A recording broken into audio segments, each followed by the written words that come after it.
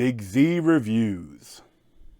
Rebel Moon Part 2 Scargiver just came out on Netflix, and it is like the big battle for this weird little town slash world that doesn't make any sense. But the big battle for that the first movie was setting up is supposed to be this movie, and this also just more set up for the next movie that who knows if we're even gonna get. And it's just not good.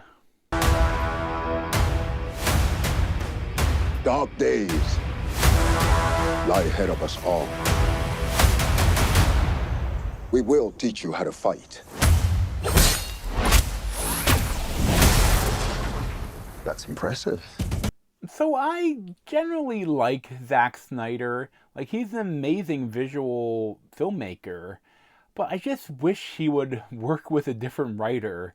You know, he's the best when he has... he's making a movie, like, directly from a source material. You know? Not whenever you see Zack Snyder as the writer credit, you better go, oh boy, it's not going to be very good. You know, just because, like, this is a whole thing. This is like after he couldn't do his Star Wars film, he's going to make his own Star Wars film. And it's like literally like directly like instead of making a unique science fiction universe, he just did his own version of Star Wars, like literally. It's just weird how much like Star Wars, like the whole worlds are, but just without any of the heart. You know, that's the weirdest thing, like none of these characters are likable, and it's like it's space opera, but it's not enough. Like, if you stop to think about how things work in Star Wars, things doesn't make that much sense either. But like here, they still made a good movie, but in Star Wars, but in this one, it's just like they're not movies. Like, they don't have a beginning, middle, and end. Like, they're like, it's so weird at what they made. Like, if you wanted to do this, I don't know why you just wouldn't do a series. You know, do a 6-episode, like, a 1 hour each series for this show. It would make a lot more sense. Because the first one, there was this, they had to do so much world building, and then like it was most of the movie was just them like the team building. Like, you know, they had this guy that's immediately gonna be a bad guy in Turncoat, like helping Sofia Boutella build a team to help train the villagers to fight the Empire, and that's looks like Nazis. And in this one, like, you think that they did all of the developing. It was done in the first one, but this one, no, they have to do even more for each person. Like there's literally the weirdest scene. Like they're sitting down at dinner, and then each person, like, they go around the table, and each person tells about how horrible their life was. They go around, they share their tragic backstory. They're like, oh, cool, what's your tragic backstory?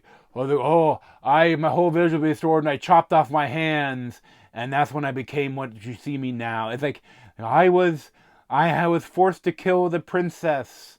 You know, it's like by my adopted father, who then betrayed me. It's like everyone has like this, like, I was a general, and my whole this thing is so heavy-handed, and it's just so heavy-handed.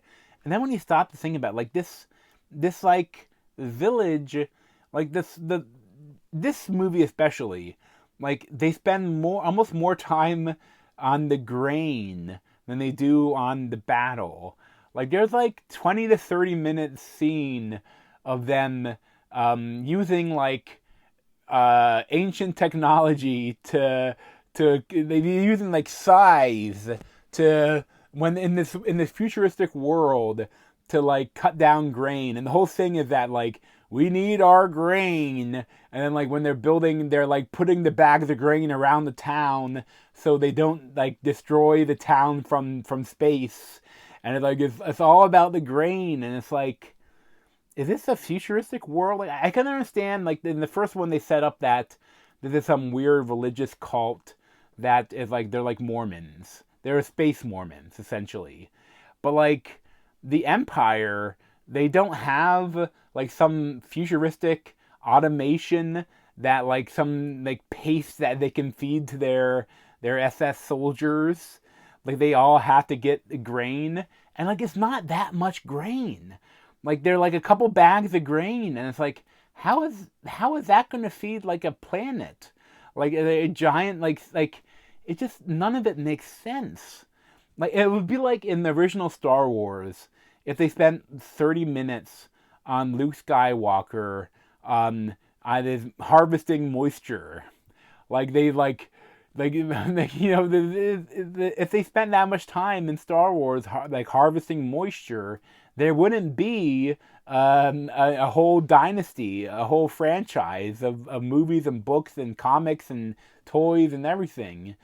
So it's like this is just so bad, and the weapons are cool, but like they're like shooting like plasma, but then like because they had to be like PG-13, like all these people are dying, but it's so like bloodless, and like they're like plasma and like plasma swords and plasma rifles, but then there's like no damage, and it's so weird that like we're eventually gonna see like the director's cut version that will be actually R-rated, and all the scenes will be different, and like there's no way they can save it though.